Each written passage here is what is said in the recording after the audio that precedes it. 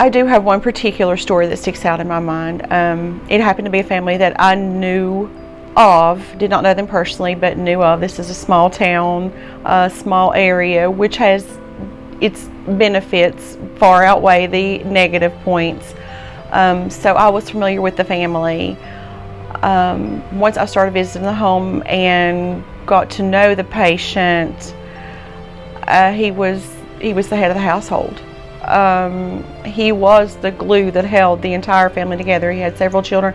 He had several siblings, and he was a very strong, very prideful man. And suddenly, and that's always hard. That's particularly hard. Suddenly, an illness that was completely debilitating. Through this process, there were times when he did not want anybody around him.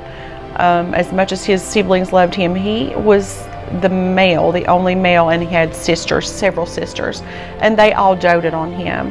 And his children were girls, and his grandkids were girls. I think he had a couple of grandsons, but he was very prideful, and it was a particularly hard situation. So he became familiar with me, and that happens a lot. They will request a certain nurse, and it's nothing personal. It's just who you get to know, who you're used to coming into your home, the not routine, but what you're used to, with that person calling and saying, hey, I'm on my way, or hey, do you need me to pick up something, or that's just what they become used to. So I had really gotten to know him, because at first he sometimes would sit in the back room. He wouldn't even want to visit.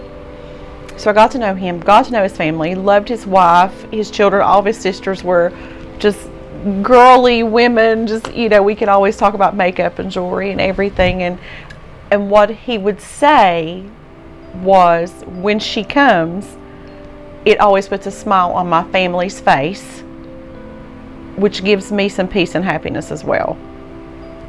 So fortunately, I was on duty or on call when he started to show the signs of passing, when he was at the end of his illness. And he had said no, he didn't want anybody in there. He doesn't want, and all of his family are there. And I can remember it in my head, mostly my heart. They were all in different rooms, somewhere in the kitchen, somewhere in the living room, TV room. They were out on the porch. They were everywhere. And he wanted me and his wife in there with him. And the family was, of course, they were distraught and they were upset. And I was providing medication, I was comforting him, I was talking to his wife, I was holding her hand, and he said to me, I don't know how to die, I don't know how to let go. And so then we began to talk, and I began to assure him, he was concerned that his family wouldn't be okay, and they couldn't make it without him. And so I began to reassure him that they would be, and talk to him and explain things to him. And eventually he let everybody migrate into the room, and he had a king-size bed.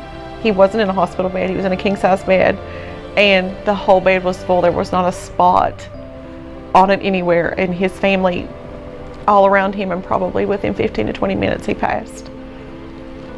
So that is one thing that stands out in my mind, was the unity, just that simple explanation and reassurance to him, and that was the answer to his question.